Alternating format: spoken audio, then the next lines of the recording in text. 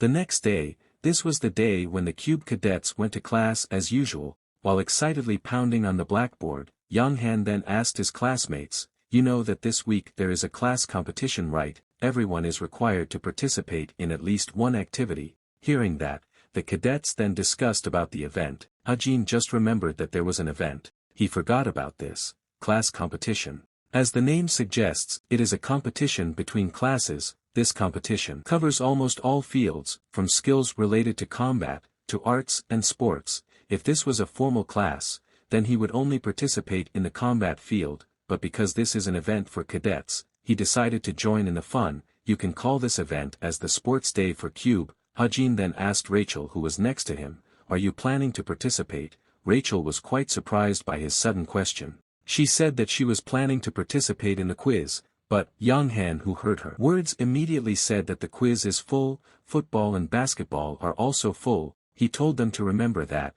They could only be silent. Hearing that, Rachel was confused about what she should do. Hajin then asked Young-han, "Then, what is left?" Young-han replied, "What is left is singing, and archery." Young-han then remembered something when mentioning that. He then immediately asked Hajin, "What if you join the archery competition?" But, Hajin suddenly glanced at Nayun when he heard that. Realizing his glance, Nayun then asked him, "Why are you looking at me? I'm not participating in archery." Hajin just silent hearing her response. He then told Young-han that he thought he could participate in archery. Young-han was happy to hear that. He then said he would write down his name. Nayun frowned slightly at that. After that, Haji then quietly looked back towards Tomer, who was sitting in the back seat, while Tomer herself was lost in thought at the moment. A few moments ago she received a message from the Truth Agency saying that they agreed to Jamie Zammer's request. That seemed to be Tomer's pseudonym. Tomer had made the request for a long time. She thought it was a dead end because they did not reply to her message.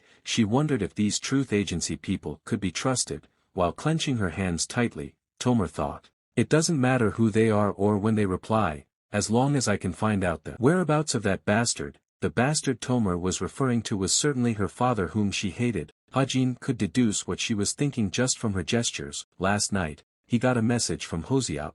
He said that he decided to quit his job. He had sent the application form to the information guild he mentioned earlier. Hajin smiled slightly reading that. He then said that it was a wise choice. Hosiop thanked him for his recommendation. He also said that he finally found out who Benjamin Agus was. Hajin was then shocked to read that. The news about Tomer's father that he asked for finally came out. He then immediately asked him, "Can you find out his whereabouts and what he is doing now?" Hosiop looked a little hesitant when reading his message. He then replied, "He's already passed away." Time passed. We finally arrived at the day when the class competition event started. The atmosphere in the cube looked very lively at this time, with the cadets enthusiastically watching the matches held there, but not for Hajin. He was still thinking about Hosiop's message related to Benjamin Agus. According to the information that Hosiop had unearthed, he lived in a nursing home in Korea.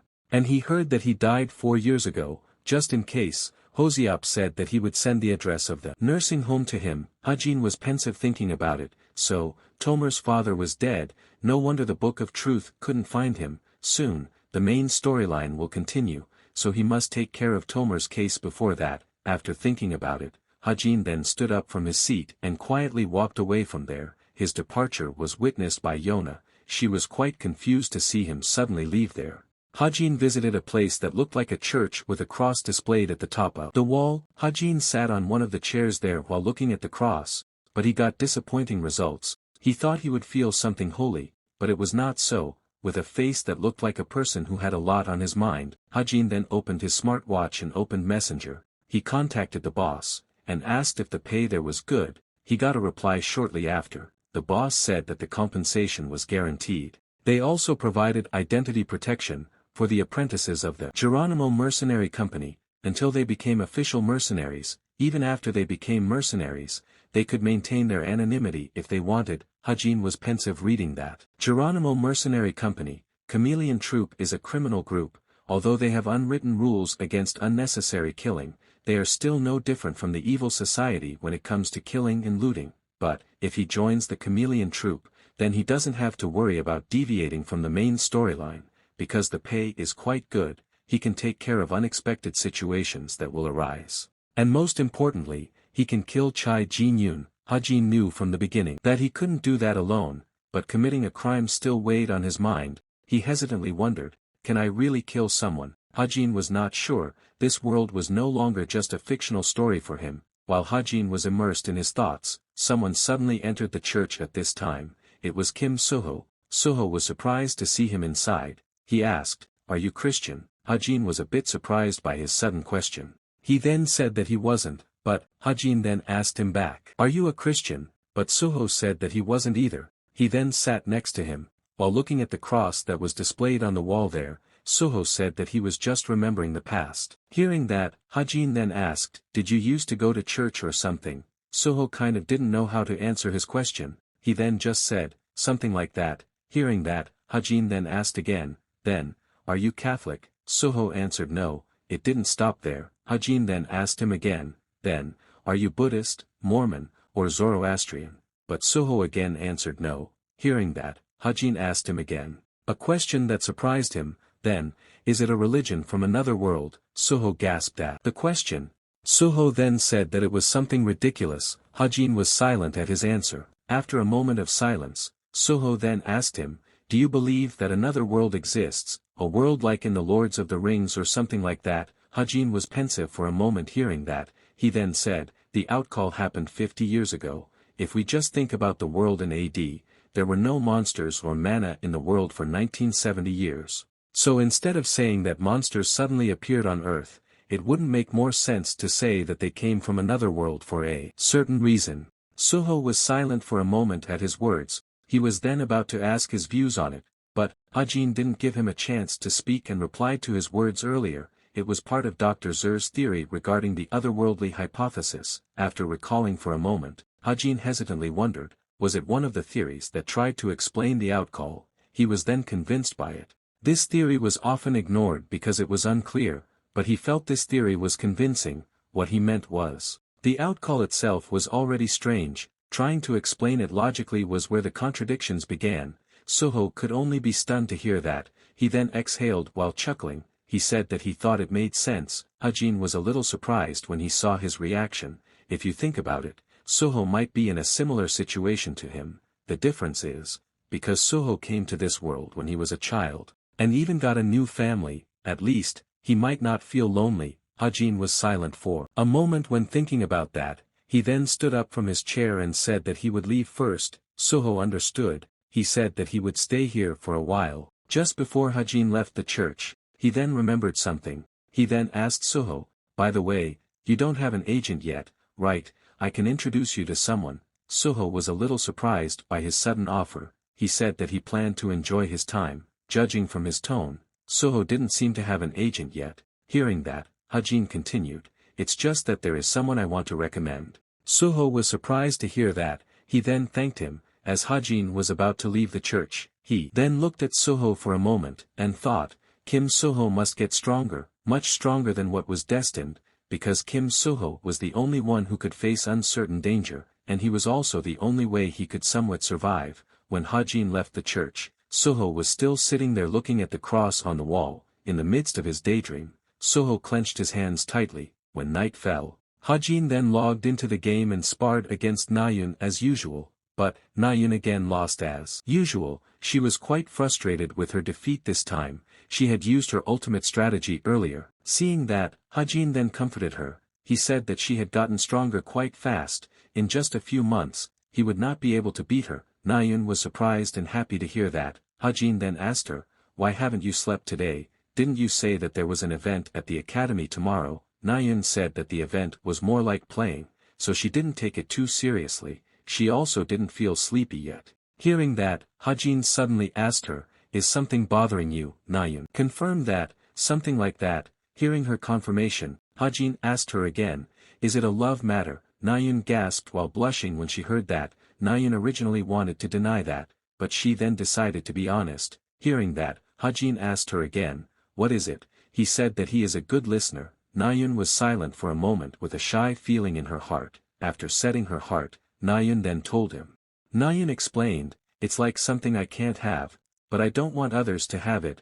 Hearing that, Hajin then remembered a term, a white elephant. It's when there is something that you don't get a benefit from but you don't want others to have it. Nayun confirmed it. Hajin was a little speechless hearing that. If he is considered a white elephant, that means he must be very popular, right? Nayun continued. You could say that I was thinking about that white elephant. Hearing that, Hajin then asked, why? There must be a reason, right? Nayun confusedly scratched the back of her head hearing that. She said that she was also not sure, there was no specific reason that she could think of. Hearing that, Hajin wondered, are they that attractive? He then asked back, if you really think about the white elephant, then why don't you go for it? Nayun didn't know how to answer when she heard the question. Seeing that, Hajin then said, if you continue like this, then that white elephant will be stolen from you. Nayun gasped hearing that. She then surprisedly asked that.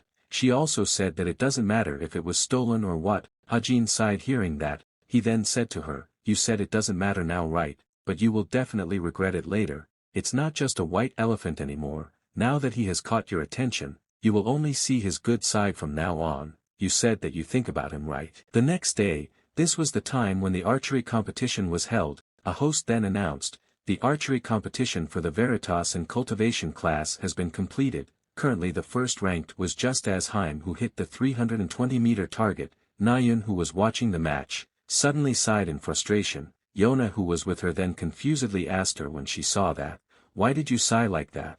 Nayun just replied, nothing. She then looked at the audience seat behind her. She was confused. Why were there many mages today? Hearing that, Yona explained, they said there would be an 8-star mage coming. She thought they all gathered in order to see her at least once. There were only 308-star mages in the whole world. This was a rare experience. Nayun finally understood when she heard that. Shortly after that, they then saw 2 cadets walking hand in hand towards the field. It was their class turn. One of the 2 cadets turned out to be Hajin. Right after that, the host then announced, next was the Veritas class representative, Kim Hajin, and the Devotion class representative, Baro Moraine. The rules of this competition are simple. Both representatives will shoot an arrow at a target in their respective paths, and the one who can hit the farthest target will win. This is the same as the betting match conducted by Hajin and Nayun in the past. Participants only have one chance to hit each target, but there is one difference,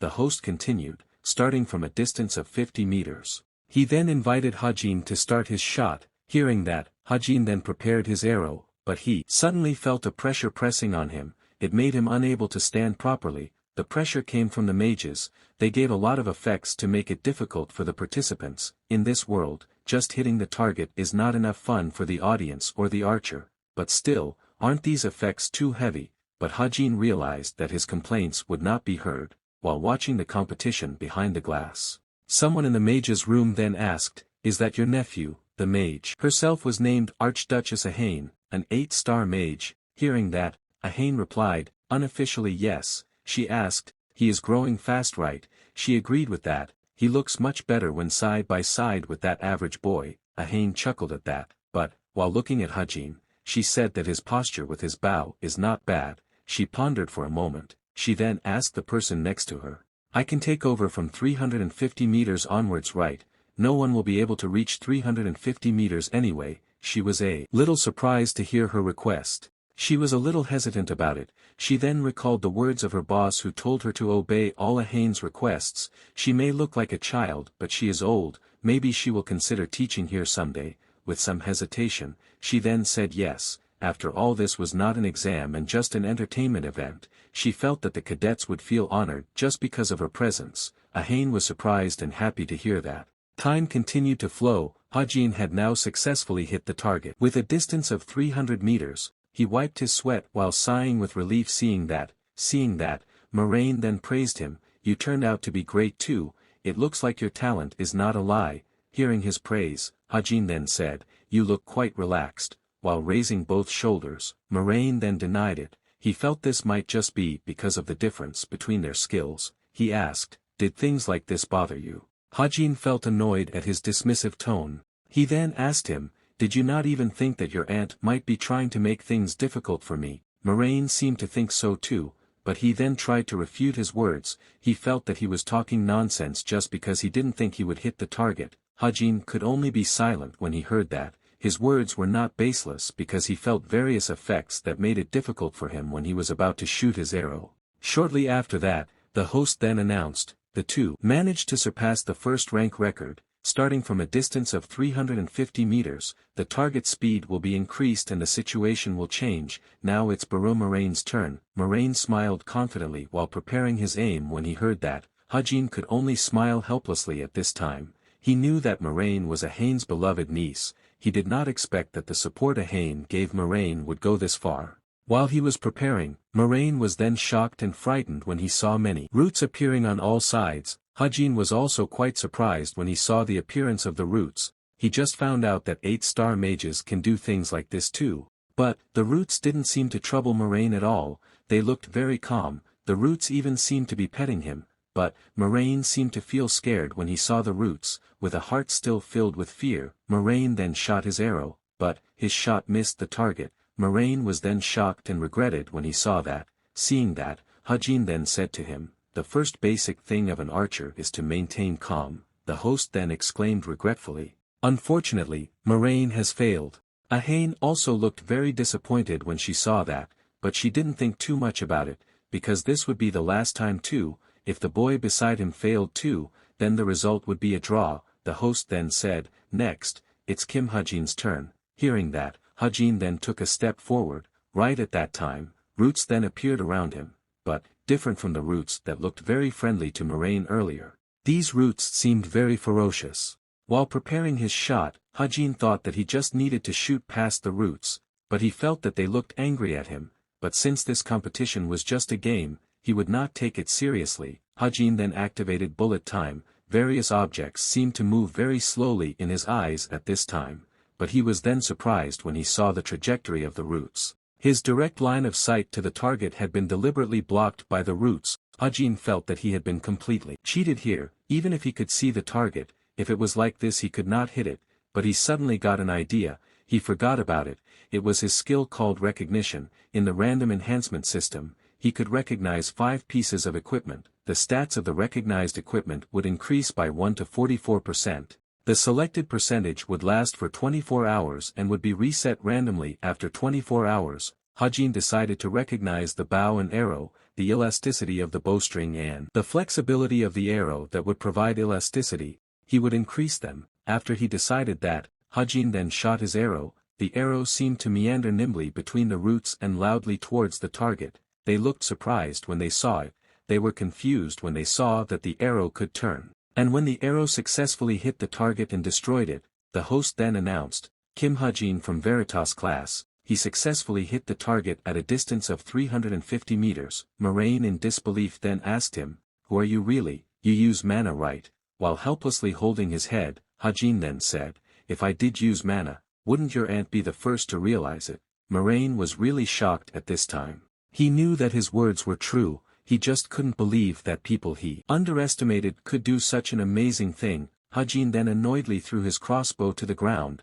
The crossbow then rolled as a result of the throw. With an annoyed face, Hajin then said to him, "This is a real class difference." Moraine could only chuckle with annoyance at that, not caring about her anymore. Hajin then walked away from there. Right at that moment, the host then announced, "With Kim Hajin's success in hitting the target at 350 meters, he is now listed as first place." Hajin walked away from the field amidst the cheers of the audience who were amazed by his performance. Seeing Hajin's annoyed face, Yona with a faint smile then said, "He always has to have the final say." While Nyan herself was deep in thought at the moment, she then recalled the words of her sparring partner whom she admired, "Now that he has caught your attention, you will only see his good side from now on." Nyan's face blushed when she remembered that. She felt that she might have gone crazy.